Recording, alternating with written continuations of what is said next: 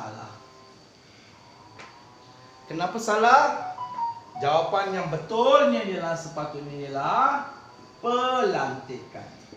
Baik. Why I say pelantikan is correct? Come, let me explain to you. Okay?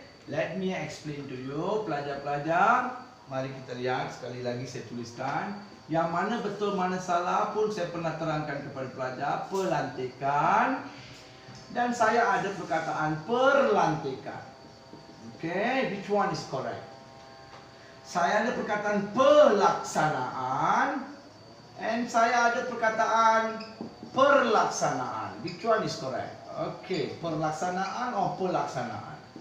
Right. Okay. Saya ada perkataan pelanggaran. Okay. Pelanggaran, dan satu lagi saya ada perkataan perlanggaran. Which one is correct? Students get confused. Okay. Pelajar-pelajar rasa keliru. Yang mana satu betul? Yang bahagian A ataupun bahagian B ni? Pelajar rasa keliru. Yang mana satu betul? Jadi kebanyakan pelajar mereka akan jawab yang mana betul mana salah. Mereka akan merujuk pada mana satu bunyi sedap. Nah, ini lazimnya pelajar buat. Which one sounds nice? So what the students normally will do, they will start read both sides. Mereka akan mula membaca kedua-dua bahagian ini. Yang mana satu bunyi dia sedap. Okay, for example, pelantikan, pelantikan, pelantikan, pelantikan, pelantikan, pelantikan, pelantikan. Dia keep on mumble di dalam classroom ataupun di dalam examination hall. Jadi saya beritahu kepada pelajar-pelajar simple teknik, a simple formula. Okay, a simple formula untuk menyelesaikan masalah ini. Saya beritahu kepada pelajar, you must always remember.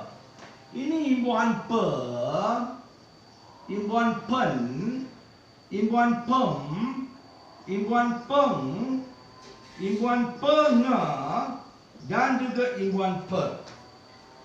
Ini imbuhan-imbuhan ini sebenarnya asal usul kejadian daripada mana? Pelajar, mari kita lihat dia punya formula. Okay? Bagaimana menyelesaikan masalah ini dengan mudah.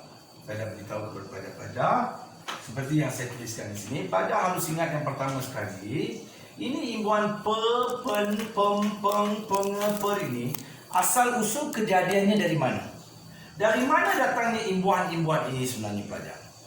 Untuk pengetahuan pelajar, yang ada imbuhan pe, yang ada p, ini semua pelajar merupakan proses pengimbuhan. Okay? Merupakan proses pengimbuhan yang datang daripada aktiviti me. Okay? Ini ialah dia punya proses. Pen datang daripada aktiviti men. Pem datang daripada aktiviti mem. Peng datang daripada aktiviti meng. Manakala penga datang daripada aktiviti menge. Dan per ini pula datang daripada aktiviti ber. Kerana dalam bahasa Melayu, kita tidak ada imbuhan mer tidak wujud. Sebab tu kalau kamu ternampak ada papan tanda yang ada tulis awas seleko berbahaya. Kalau jumpa papan tanda seperti itu, boleh cabut, buang papan tanda itu. Kerana itu kesalahan bahasa. Itu kesalahan ejaan. Okay? Baik, ini dia punya proses. Ini dia punya proses. Ini aktiviti, ini dia punya proses. Ini aktiviti, dia punya proses. Contoh.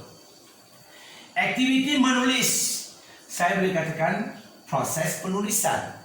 Aktiviti menanam. Kita sebut proses penanaman. Aktiviti membaca. Kita kata proses pembacaan. Aktiviti menggunakan. Kita kata proses penggunaan.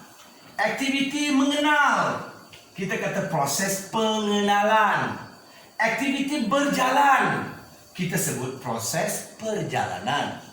So berdasarkan the simple formula of this, of mine, saya boleh selesaikan masalah ini dengan mudah. Okay, now pelantikan and perlantikan, which one is correct and which one is wrong? Pelajar, ini per datang dari mana? Per datang daripada me.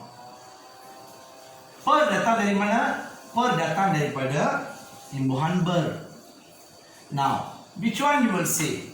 Kamu akan sebut melantik pengawas or you will say berlantik pengawas? Obviously, kita akan sebut melantik pengawas. Maka pelantikan betul, perlantikan salah. Per datang daripada me. Per datang daripada ber. Kamu akan sebut melaksanakan tanggungjawab or you will say berlaksana tanggungjawab. Sudah tentunya kita akan sebut melaksanakan tanggungjawab, bukannya berlaksana tanggungjawab. Pelanggaran. Per datang daripada me. Per datang daripada ber. Kamu akan sebut melanggar or you will say berlanggar. Dalam konsep ini saya katakan kedua-duanya betul, tetapi membawa maksud yang berbeza. Melanggar biasanya kita akan melanggar peraturan ataupun melanggar undang-undang. Manakala berlanggar ini pelajar membabitkan perlanggaran, membabitkan kemalangan, pertembungan, bertembung, berlanggar. Jadi, kalau pelajar mulai hari ini menghadapi masalah imbuhan mudah saja, you go back to their original family and check. Semak kepada keluarga asal dan semak, pasti pelajar-pelajar akan mendapat jawapan. Kerana dalam pertuturan harian, kita banyak menggunakan imbuhan kata kerja transitif berbanding dengan kata nama di seperti ini, kata nama terbitan ini. Okay? Baik.